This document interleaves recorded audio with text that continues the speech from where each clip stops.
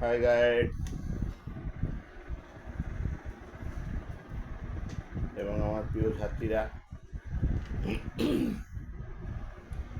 আমি তোমাদের হাতা করা দেখাচ্ছি। দেখো, এটা 40 ছাতির হাতা।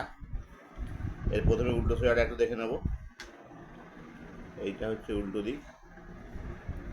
এটা নিচে প্রথমে হাফ ইঞ্চি, তারপরে হাফ ইঞ্চি 2 সুতো, বা প্রথমে একটা হাফ ইঞ্চি থেকে 1 সুতো কম, তারপরে একটা হাফ ইঞ্চি থেকে 1 সুতো বেশি, এরকম করে মুড়বে। ডবল করে মোড়া হয়। যদি পার থাকতো একবার মুড়লে হয়ে যেত।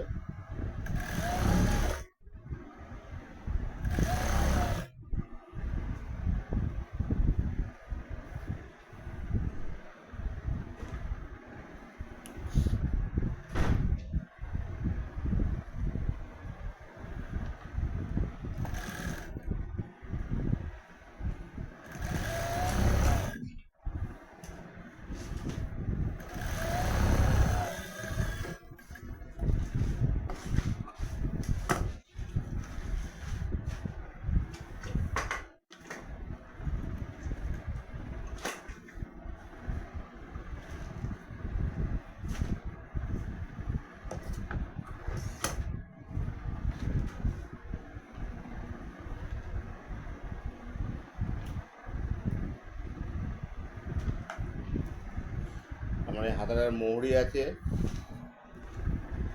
10, তাহলে 10-এর অর্ধেক 5,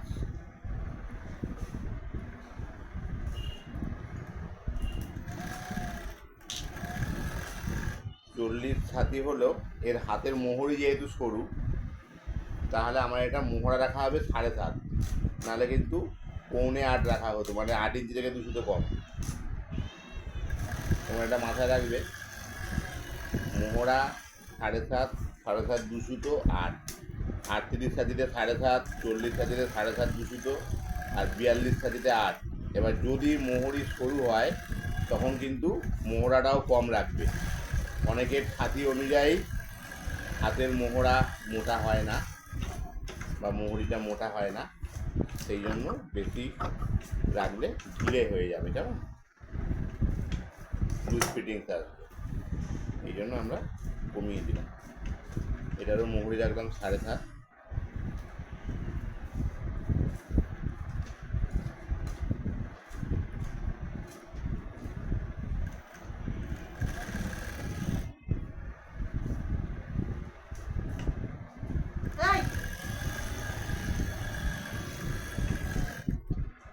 তাহলে তোমরা মোহরি আর মোহরা হিসাবটা মোটামুটি বুঝতে পারলে। ছাতির 1/4 -1, এটা কাটার সময়। ছাতির 1/4 -2, এটা সেলাইয়ের সময়। এটা কিন্তু মাথায় রাখবে। তাহলে 38 ছাতি 4 দিয়ে ভাগ করলে 9.5, তার থেকে 1 মাইনাস করলে 8.5-এ কাটা হবে, আর 2 মাইনাস করলে 7.5-এ সেলাই হবে। তোমরা আমাকে বলেছিলে মোহরার হিসাবটা বুঝতে অসুবিধা হচ্ছে, বলে দিলাম। এবার দেখো, হাতের লম্বাটা ছিল 10, আমি এটা 10.5, 10.5 2 সুতো রাখলেও হবে। দিয়ে বাড়তি কাপড়টা আমি কিন্তু কেটে দেবো, কেমন।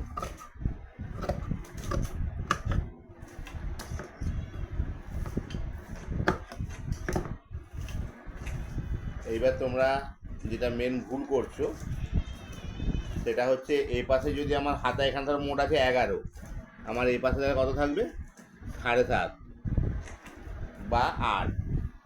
তোমাদের কিন্তু 8.5 9 অনেকের রয়ে যাচ্ছে। এটা যেন না হয়। 3 ইঞ্চি 3.5 ইঞ্চি মতন কম থাকবে, কেমন। মোহরার সাইডে 3 ইঞ্চি 3.5 ইঞ্চি কম থাকবে। তোমরা এইভাবে সেভ করবে, দেখে নাও। এই যে আমি সেভ করেছি, দেখতে পাচ্ছ।